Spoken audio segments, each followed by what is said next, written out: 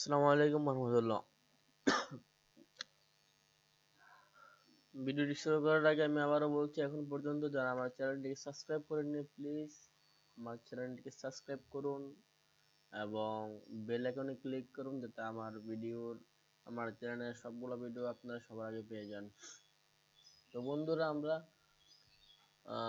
ছিলাম Adobe Illustrator part 1-এ ছিলাম আমরা। Selection tool, direct selection tool, magic tool, lasso tool, pen tool, converter tool পর্যন্ত আমরা যে টাইপ টুল আমরা আসছিলাম। তাহলে আজকে আমরা টাইপ টুল নিয়ে আলোচনা করব।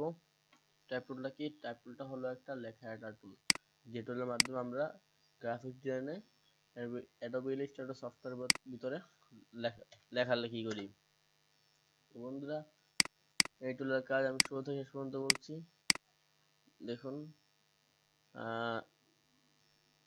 প্রথম যে টুলটা আছে যে শুধু টাইপ টুল, শুধু টাইপ টুল, টি হচ্ছে এর শর্টকাট। এই টাইপ টুল আমরা কিভাবে লিখবো? আমরা জাস্ট ক্লিক করে আমাদের আর্টবোর্ডে লেখালেখি করবো। TECHNICL technical tips 24। এই হচ্ছে প্রথমটা। আচ্ছা, আমি 1 নাম্বার দিয়ে দিই। প্রথমটা জাস্ট এমন করে লিখার একটা। দ্বিতীয়টা দেখেন, দ্বিতীয় হচ্ছে এরিয়া টাইপ টুল। এরিয়া টাইপ টুল, আপনি একটা নির্দিষ্ট এরিয়া দিয়ে দিবেন, সেই নির্দিষ্ট এরিয়ার ভিতরে এটা লিখবে, আর বাইরে লিখবে না। দেখুন,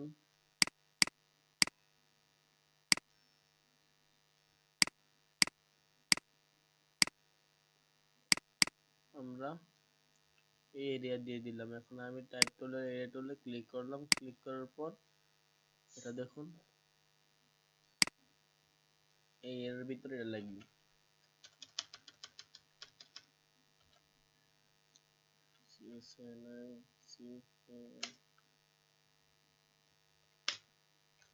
আমি এটা কপি করলাম, আবার পেস্ট করলাম,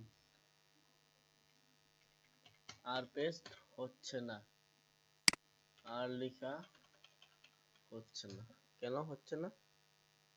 কারণ আমি এটা এরিয়াটা এতটুক দিয়েছি, এরিয়া আমি বেশি দিইনি। যদি আমি এরিয়া আরো বাড়াতাম, ফন্ট কমিয়ে দিতাম, দেখেন এরিয়া বাড়ালে আমার যে লেখাগুলো আসে নাই, সেই লেখাগুলো সম্পূর্ণ আসতেছে।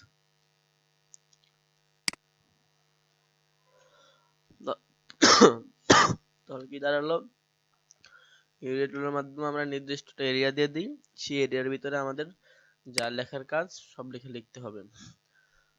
একটা জিনিস দেখুন, আমি এটা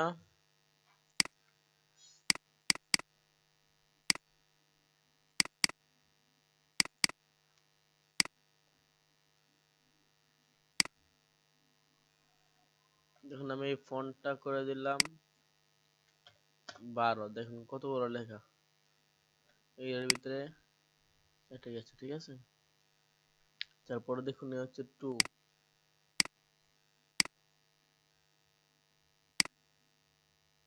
3 নম্বরে আমাদের কি আছে দেখুন, 3 নম্বরে আমাদের আছে type on path tool. Type on path টুল, এই টাইপ অন পাথ টুল আমরা কি করতে পারি? এটা পাথের ভিতরে উপরে লিখতে পারি।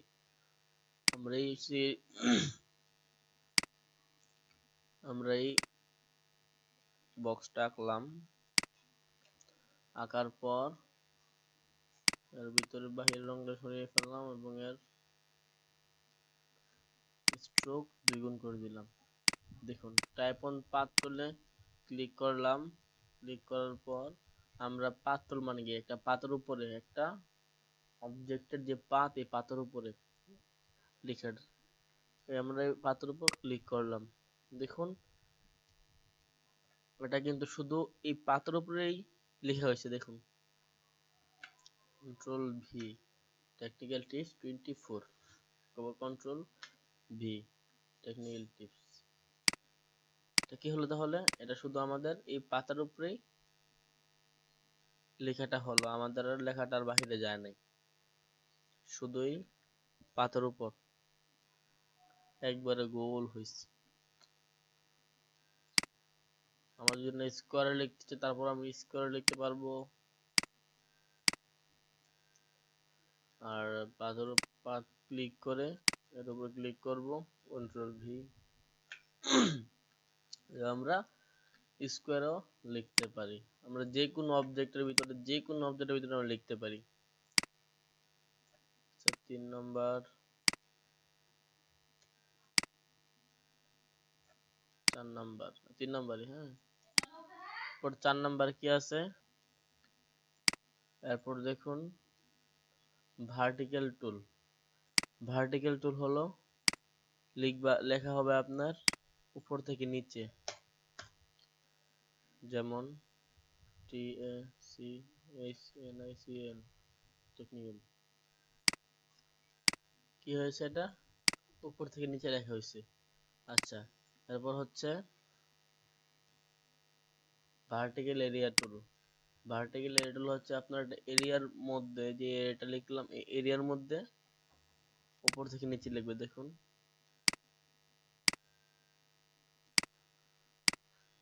এই যে এরিয়া বাইরে কোনো লেখা হবে না, শুধু এটা এই এরিয়ার ভিতরে সীমাবদ্ধ থাকবে।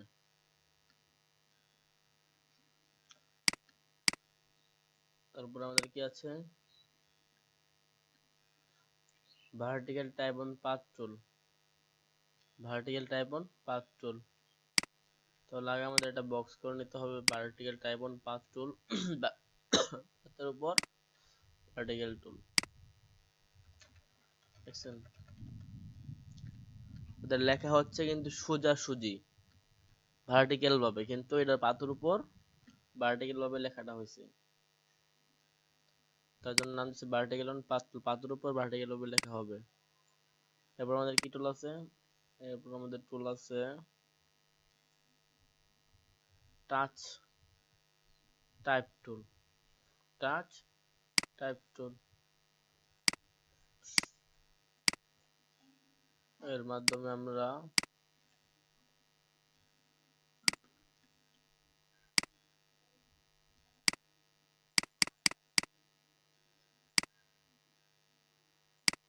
যে আমাদের ফন্ট আছে, সে ফন্টটাকে আমরা ভিতরে ফন্টটাকে আমরা সরিয়ে উলট পালট করতে পারি। দেখুন আমাদের এখানে আছে এফ, হ্যাঁ। ভার্টিক্যাল টুলে ক্লিক করার পর দেখুন এখন সবগুলো নরমাল, কিছু কোথাও কিছু নেই। এখন ভার্টিক্যাল টুলে ক্লিক করলাম, ক্লিক করার পর আমি এই ফন্টটা আমি সরিয়ে এদিকে আনবো, ঠিক আছে? মানে এই এসটাকে সরিয়ে এখানে নিয়ে আসলাম, আর এনটাকে সরিয়ে এই পাশে নিয়ে আসলাম, আইটাকে সরিয়ে এখানে নিয়ে আসলাম, সি।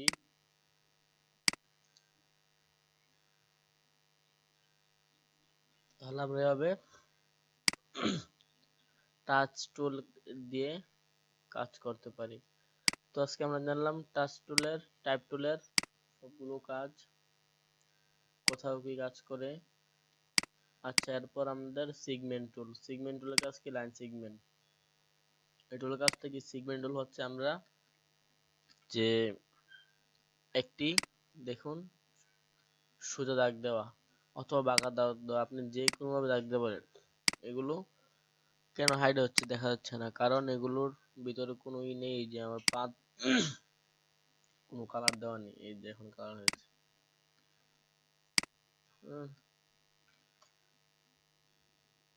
আপনি যদি ইচ্ছা করেন এই সিগমেন্ট টুলের মাধ্যমে আপনি সোজা দাগ দিবেন পারবেন, বাঁকা পারবেন, সব দিকে পারবেন। মানে আপনি আমাদের পিন টুলের মতনই কাজ, কিন্তু এটা একটু আরেকটু শর্টকাট। আর আপনার এটা আপনি যদি সোজা করে দাগ দিতে চান তাহলে শিফট এটা ক্লিক করে শিফট চেপে ধরে আপনি যেদিকে নেবেন ওদিকে সোজা হবে। আমি এমন করলাম, সোজা হয়ে গেল। এখানে ক্লিক করে শিফট চাপলাম, সোজা হয়ে গেল। এটা ভিতরে দেখেন আরো একটা আছে এরিয়া টুল। এর কাজটা কি? এর কাজটা হচ্ছে আপনার একটু বাঁকা করে দাগটা আসা, একটু বাঁকা করে দাগটা আসা, ঠিক আছে। তারপরে আমাদের কি টুল আছে? স্প্রিং টুল। স্প্রিং টুলের কাজ হচ্ছে শুধু এটা গোল করে দাগটা আসবে। তারপরে আমাদের কি টুল আছে? রেক্টেঙ্গুলার গ্রেডিয়েন্ট টুল। এটা বক্স আসবে, সরাসরি এটা কি আসবে? বক্স আসবে। এরপর আমাদের কি আছে? পোলার গার্ড। এটা আপনার ফ্যানের জালির মতন আসবে, ফ্যানের জালির মতন আসবে। তো বন্ধুরা আজকে আমরা দেখলাম টাইপ টুল, এরপর সেগমেন্ট টুল। আচ্ছা, এরপর আমাদের আছে রেক্টেঙ্গুলার টুল। আগামীকাল আমরা এই রেক্টেঙ্গুলার টুল এবং পাথ ব্রাশ টুল এই টুলগুলো নিয়ে আলোচনা করব। তারপর আছে আমাদের নিচে পেন্সিল টুল, ইরেজার টুল। আমরা আগামী টিউটোরিয়ালে rectangular tool, pen brush tool, pencil tool এবং ইরেজার টুল নিয়ে আলোচনা করব। তো বন্ধুরা এই পর্যন্তই। যদি আমার এই ভিডিওটিকে ভালো লেগে থাকে তাহলে লাইক, কমেন্ট এবং শেয়ার করতে ভুলবেন না। আমি আবারও বলছি, এখন পর্যন্ত আমার চ্যানেলটিকে যারা সাবস্ক্রাইব করেননি প্লিজ আমার চ্যানেলটি সাবস্ক্রাইব করুন এবং বেল বাটনে ক্লিক করুন যাতে আমার চ্যানেলের সবগুলো ভিডিও আপনারা সবার আগে যান। তো বন্ধুরা আসসালামু আলাইকুম ওয়া রাহমাতুল্লাহি ওয়া বারাকাতুহু।